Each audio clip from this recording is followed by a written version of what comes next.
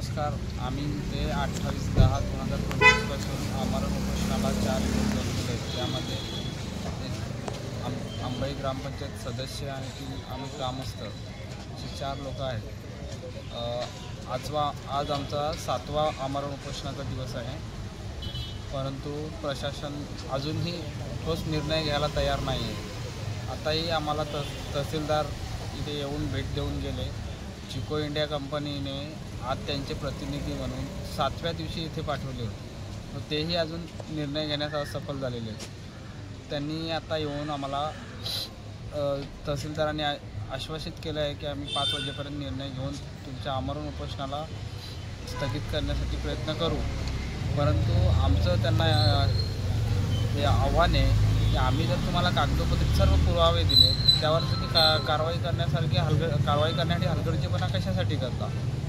जर शासन निर्णयाप्रमाणे आम्ही जर न्याय मागतोय, आज आमचा स्थानिक कामगार कंपनीला लागून घर असल्याने त्याला रोजगार मिळत नाही आणि शासन परिपत्रकाप्रमाणे 80% स्थानिक रोजगार हवा कंपनीमध्ये. मग हे शासन परिपत्रक काढता कशाला? तर तुम्ही जर हे फक्त तुमचे जे शासन निर्णय आहेत फक्त गरिबांवरतीच आणि सामान्य माणसावरतीच तुम्ही लादतायत, श्रीमंतांवर त्याचा काहीच उपयोग होत नाही. काही निर्णय असे आहेत की ते सर्व काही तहसीलदार घेऊ शकतात, परंतु ते कोणाच्या हाताने बांधलेले आहेत, कोणाच्या दावणीला बांधले तर ते घ्यायला डगमगतायत. आमच्या काय जीवनाचा अंत बघतायत काय? तुमची कामगार आयुक्ताबरोबर जी चर्चा झाली त्याच्यामध्ये काय विषय घेण्यात आले? कामगार आयुक्तांबरोबर आमची चर्चा झाली तर ते आम्हाला सांगतायत की आपल्याला कोर्टात करावे लागेल. आमचं त्यांच्याकडे मागणी आहे तर तुम्ही कंपनीकडे जे कामगार आहेत त्यांची तुमच्याकडे रजिस्टर आहेत का? तुम्हाला ती माहिती घ्यायला कशासाठी विलंब लागतो? त्यांच्याकडे 80% कामगार आहेत की किती टक्के कामगार आहेत? आणि जर कंपनी आमच्या स्थानिकांना लावत नाही तर कंपनीने तुम्हाला काही स्पेसिफिक कारणं दिलेत का न लावण्याची? तर ते बोलतात की कंपनी आम्हाला देणार आहेत, पण एवढा पण जर कंपनीच्या दावणीला जर कामगार आहेत तर त्यांच्याकडे कसं काय आम्ही नाही मागायचं?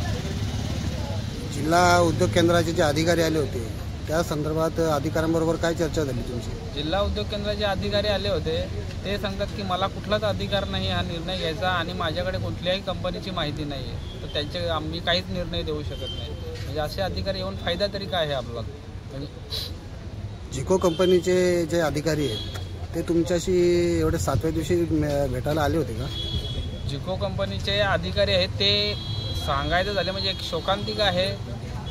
ते स्वतःचा इगो घेऊन बसलेले आहेत. आम्ही आमच्या सामान्यासाठी रोजगार मागतो आणि त्यांचा इगो त्यांना महत्त्वाचा झाला आहे. आम्ही त्यांना सांगतो की आम्ही तुम्हाला संपूर्ण लिहून द्यायला तयार आहेत, आम्ही कॉन्ट्रॅक्च्युअल म्हणून काम तिथे करतायत, परंतु यांचं अडतंही कुठे घोडं तेच आम्हाला समजत नाही. तर ते एखादा सामान्य कामगार जर एखाद्या कॉन्ट्रॅक्टरकडे काम करतो, जिको कंपनीचा संबंध काय न घेण्याचा, त्यांना फक्त गेट पास देण्याचा आहे. यांची अडचण कुठे आहे? म्हणजे हे जर यांच्याकडे एवढा पैसा आहे म्हणजे आपल्यासारख्या गरीब जनतेवर हे अन्याय करत राहतील का?